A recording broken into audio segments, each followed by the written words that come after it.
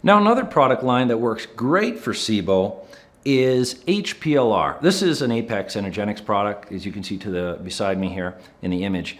But H-PLR is really full of antimicrobials. So again, I wanted to give some videos and some information on SIBO. I see a lot of it in my office, and SIBO is never a problem by itself.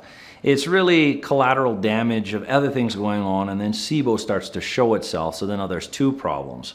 H-PLR, be careful with this product. Follow the recommended dose on the bottle. You can go up, but try to spread it out throughout the day. So it's full of natural antimicrobials. These kill bacteria. Be warned, it kills good bacteria and bad bacteria.